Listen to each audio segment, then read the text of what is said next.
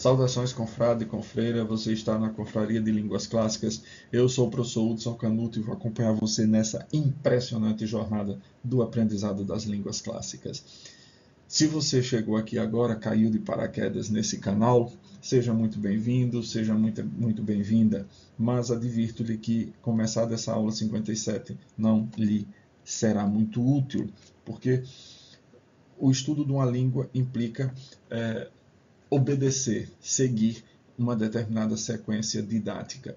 Essa sequência didática está estruturada na sequência dessas aulas que foram organizadas e eu tive o máximo de cuidado de prepará-las da melhor forma possível, tentando eventualmente prever uma série de dúvidas que poderiam acontecer, mas nem sempre isso é possível e deixem aqui as dúvidas caso haja, mas advirto que o melhor será voltar à playlist do canal e começar o curso ordenadamente.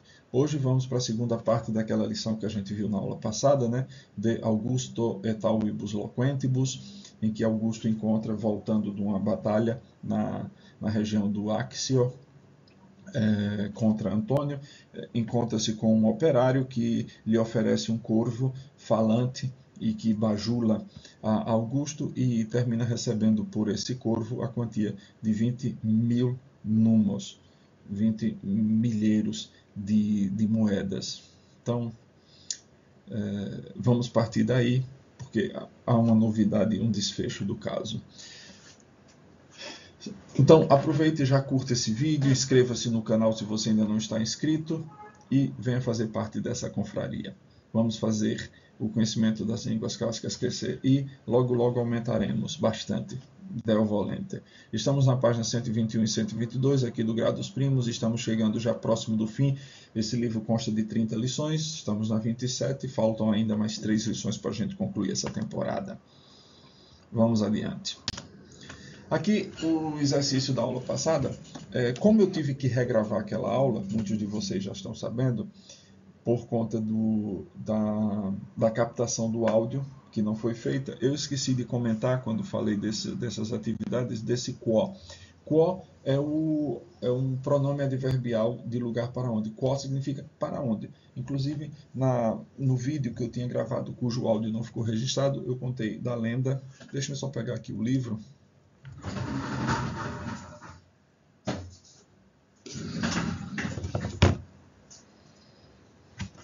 Desse livrinho aqui, chamado Quo Vadis. Isso virou um filme, eu acho que da década de 50, um filme bacana, mas esse livro aqui, esse título é tirado de uma lenda cristã, segundo a qual, quando a perseguição contra os cristãos se acirrou na Cidade Eterna, São Pedro estava fugindo da Cidade Eterna, e diz a lenda que ele encontrou-se com Jesus no caminho que estava indo para Roma, e Pedro misteriosamente pergunta-lhe em latim, Quo vadis? Quo vadis, Domine? Para onde vais, Senhor? E diz a lenda que Jesus respondeu-lhe, Roma iterum pati. Romam, o locativo de lugar para onde, iterum, advérbio uma segunda vez, pati, padecer. Para Roma, padecer uma segunda vez. Inclusive, se eu não me engano, é na Via Ápia, eu não me lembro muito bem onde é que está, existe lá uma igrejinha chamada a Igreja do Quo Vadis. Há uma impressão de umas pegadas em cima de uma pedra, que segundo a lenda, teria sido o lugar onde Jesus teria parado e ficou impressa as suas pegadas sobre a pedra. Não estou fazendo nenhum juízo de valor, mas é o que está dizendo, é o que diz a lenda. Eu só fiz reportar. Então esse quo é quo ingressus est Augusto post actiacum victoriam. Aqui é a resposta. Uma das coisas que eu gosto quando a gente está aprendendo uma língua é a gente dar essas respostas o mais longas possíveis. Não se limitar àquela resposta monossilábica. Sim, não, ali, acolá, Roma. Não, dá o máximo, porque quando a gente está aprendendo uma língua, a gente precisa interiorizar a estrutura dela. mas também externalizar essa estrutura, o que nos dá a capacidade de nos expressarmos naquela língua, nas quatro competências, que é a competência oral.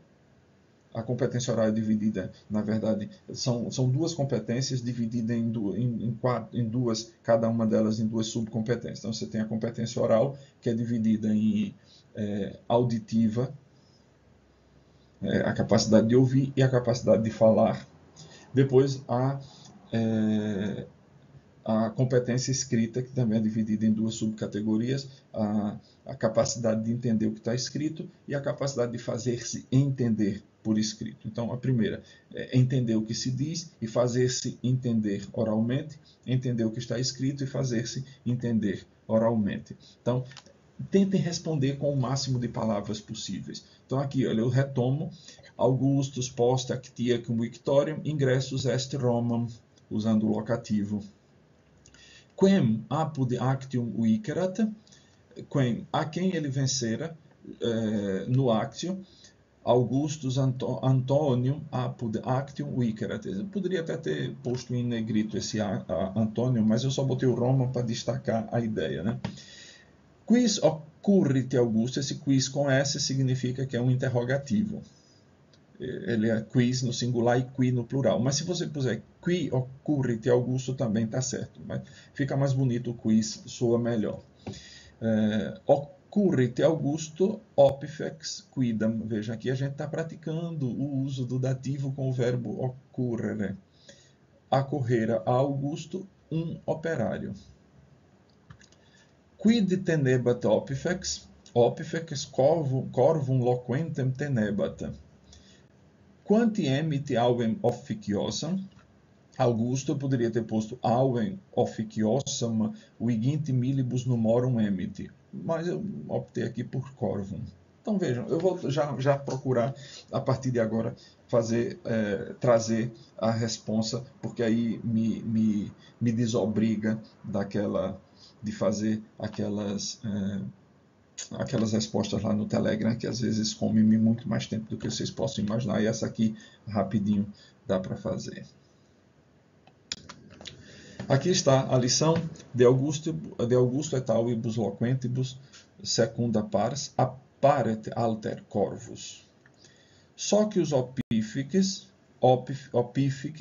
adquem nihil ex illa liberalitate pervenerat, affirmavit Augusto illum habere et alium corvum, quem ut afferret postulavit. Allatus corvus verba quae didicerat expressit. Ave Antoni victor imperator, nihil ea re exasperatus Augustus iusit corvorum doctorem dividere acceptam mercedem cum contubernali. Aí vamos aqui, né? Sobre Augusto e as aves falantibus. Segunda parte, aparece outro corvo. O que aparece? O que é o sujeito? Alter corvus, um outro corvo. Só que os opífices, o companheiro do operário, adquem nihil ex illa liberalitate pervenera, ao qual nada daquela generosidade, quer dizer, daquele valor que Augusto tinha pago pelo outro corvo, nada nihil ex illa liberalitate pervenera, ao qual nada daquela exila, daquela generosidade chegara, affirmavit Augustum illum habere et alium corum. Illum habere, affirmavit, Augusto afirmou para Augusto, illum habere. Isso aqui é a construção de acusativo com infinitivo. Normalmente a gente vai traduzir por uma oração subordinada substantiva objetiva direta. O que significa esse palavrório todo? Significa que a gente vai botar a conjunção integrante que. Ele afirmou para Augusto que ele, illum habere et alium corvo, que ele tinha também um outro corvo. Quem muta ferret postulavit. Esse postulavit, o sujeito é Augusto. Ao qual pediu, postulavit, pediu, ut afferet, que ut ad quem afferet postulavit, esse quem deveria estar aqui antes do mas como ele deve vir aqui, então quem uta feret postulavit, e pediu, postulavit, e pediu que a feret, uta feret, ut quem a feret, que o trouxesse a latus corvus, trazido o corvo. Alatus é o particípio passado de afero. Daqui, aferet, trazer para. Alatus é trazido. Por isso, alatus, corvos. E alatus, de alado, é com um L só. Ala, em latim, é com um L só. Então, se fosse alatus, seria alado. O corvo alado, o corvo com asas. Mas como é alatus, é trazido o corvo. Verba quae didicerata expressit. As palavras que aprendera expressou o trazido o corvo, ele expressou as palavras quae didicerat, que aprendera. Isso aqui é um verbo latim tem a reduplicação do radical. Disco, daí repete didicerat. Aue, Antoni, esse é o acusativo dos nomes terminados, é o vocativo dos nomes terminados em ius. Antonius, Antoni. Aue, Antoni, Victor Imperator. Aqui vocês já sabem. Nihil re exasperatus. Exasperatus, irritado. Exasperado. Aqui você tem nada irritado, com aquela coisa, com aquilo que estava acontecendo. Augustus iusit corum doctorem dividere accepta mercedem contubernale. Augusto ordenou ao professor doctorem, ao professor dos corvos, que ordenou, aqui está no pretérito, então aqui o infinitivo presente, veja, foi interessante isso ter aparecido, porque a pessoa às vezes pensa que o termo presente significa que tem que ser traduzido por um tempo presente. Então, Augusto ordenou que o professor dos corvos divida. Não. Aqui, o particípio presente significa que ele é contemporâneo à ação do verbo principal. Se o verbo principal está no passado, em algum pretérito, aqui no caso é o pretérito perfeito, aqui também, quando vai ser traduzido, a ideia é que ele esteja no passado, portanto, sendo contemporâneo a esse daqui, por isso é presente. Quando você tem o infinitivo perfeito, que é o infinitivo passado, ele vai ser uma ação anterior à ação do verbo principal. Se aqui estava no pretérito perfeito, aqui seria traduzido por um pretérito imperfeito, que é uma ação anterior, uma ação passada anterior a outra ação passada. Se fosse o infinitivo futuro, aqui seria uma ação no futuro a respeito do verbo da principal. Então, esse nome, infinitivo presente, infinitivo perfeito, infinitivo futuro, é em relação ao verbo da ação, ao verbo da oração principal. Então, Augusto ordenou que o doutor, o professor dos corvos, dividisse. A gente vai para o pretérito imperfeito, né? Dividisse. Mercedem vem de mercas. De merques vem mercearia, mercenário. É alguém que recebe um preço, um valor para fazer alguma coisa. Ou para vender alguma coisa, né? Um objeto, ou para fazer alguma coisa. Então, merkens, dividere accepta mercedem, dividir o valor recebido com contubernale, com o companheiro. Aqui, contubernale é, digamos, sinônimo de sócios. Então, veja o que aconteceu. Vamos adiante. Aqui as interrogationes quae responsa danda sunt latine. Usai, como disse aqui no início da aula de hoje, usem o máximo de palavras que vocês puderem. Quis prodidit opificem, cur socius contubernalem accusavit, cur opifex alia verba altera mauen docuerat, iratus ne erat Augustus, Quomodo castigavit doctorem corui? Essas respostas não tem nada fora do texto, como no caso das interrogações praeteritai, que tinha o Antônio, que não estava dito no texto, era um conhecimento de história, para saber que na batalha do Áxio, Antônio e Augusto pelejaram.